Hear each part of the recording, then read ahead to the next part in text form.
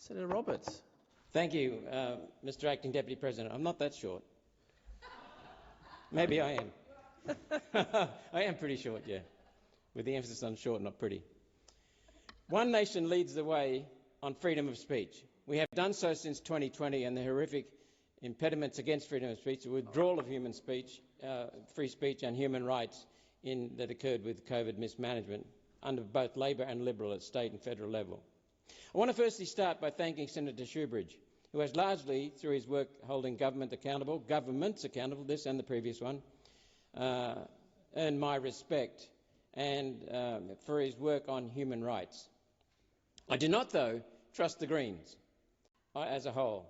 They often, and I should say usually, contradict data, contradict evidence, so I don't trust them.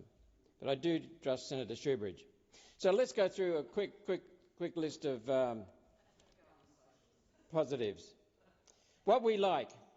This bill recognises the right to peaceful protest. We support that right wholeheartedly.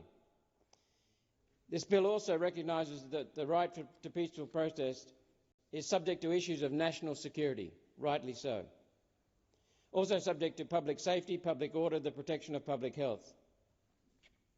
And, importantly, the protection of other people's rights and freedoms. That's very important. Sadly, this last protection, the protection of people's rights and freedoms, is just a motherhood statement, and the body of the bill contains nothing specific about those protections, nothing specific. So what are we not comfortable with? Protest includes, the phrase of protest includes actions that are disruptive or seek to disrupt. Section 5, Clause B.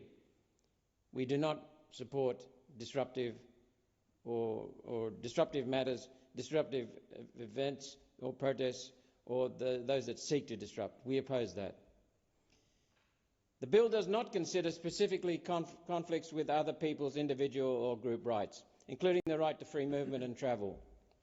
I have a list of freedoms that I keep in mind. The freedom of life, the freedom of belief, the freedom of thought, the freedom of faith, the freedom of speech, the freedom of association, the freedom of exchange, the freedom of movement or travel, and the freedom to live life free from government interference. These are basic freedoms. One Nation supports these, but we do not see any consideration in this bill for the rights of others specifically, including the freedom of movement and travel.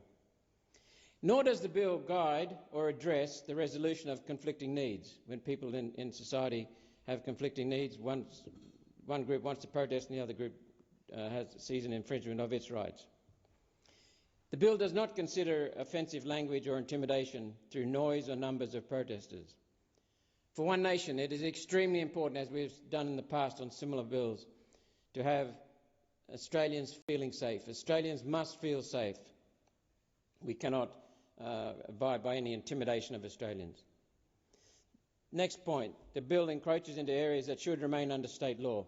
One Nation is very, very strong and clear on states' rights because we believe in competitive federalism, a fundamental tenet to accountability in this country. And what we've seen is the states have had their rights robbed, stolen by encroaching and greedy, all-powerful central governments, federal governments that seek to run the country with no accountability, under both Labor and Liberal. So we don't like the encroachment into other areas that should remain under state law.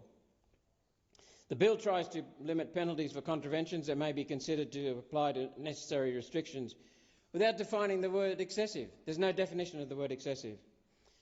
Sadly, the word peaceful is not defined, and that's extremely important.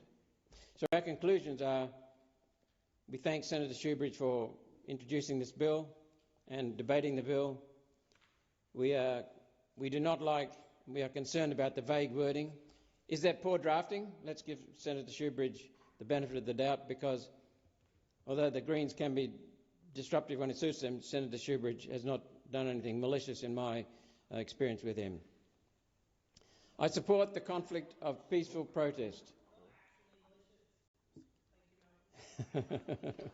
Thank you, Senators. Please draw your attentions through your contributions through the chair. So I support the concept of peaceful protest. Very important to get that on the record. This bill, though, as it is, suffers from deficiencies that need to be addressed. Thank you.